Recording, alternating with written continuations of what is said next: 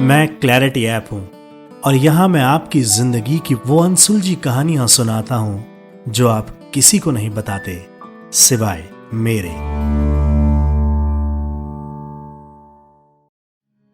ये कहानी श्रुति की है।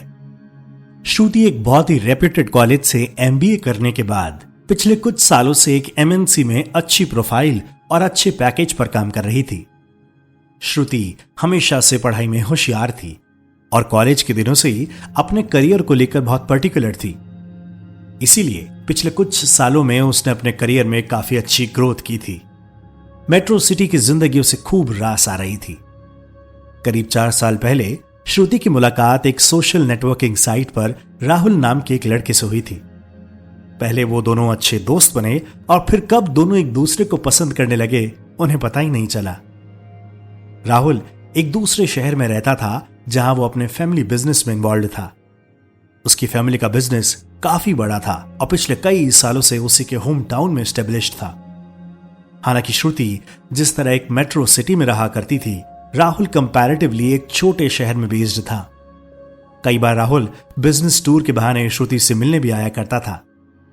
दोनों अपने अपने करियर में वेल एस्टेब्लिश्ड थे और एक दिन राहुल ने श्रुति के सामने शादी का प्रपोजल रख दिया।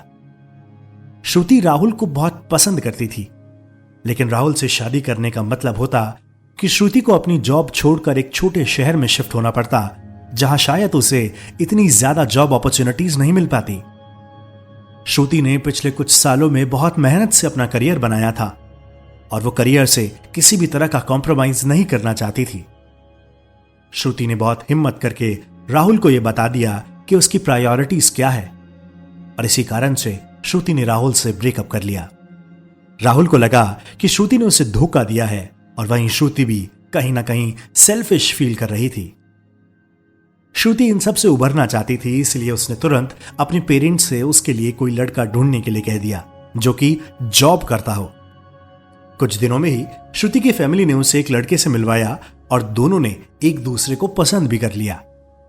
शुरू में तो दोनों के बीच सब कुछ सही चल रहा था, लेकिन कुछ दिनों बाद वो लड़का श्रुति को हर बात पर जरूरत से ज्यादा डोमिनेट करने लगा। इतना ही नहीं, उसका बिहेवियर बहुत बदल गया। वो अक्सर श्रुति को बहुत ही वियर्ड और एक्सपोजिंग कपड़े भेजा करता था। इतना ही नहीं, वो श्रुति से कहता कि उन्हें तुरंत पहनकर उसे वीडियो कॉल करे या उसकी पिक्चर्स भेजे। श्रुति को यह सब बहुत अजीब लगता था और इन सब की वजह से वो काफी परेशान होती थी।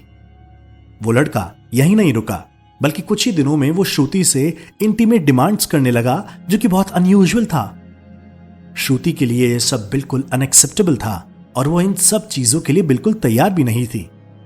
श्रुति ने इमीडिएटली उस लड़के से अपना रिश्ता तोड़ दिया और अब श्रुति हर वक्त एक गिल्ट में जी रही है।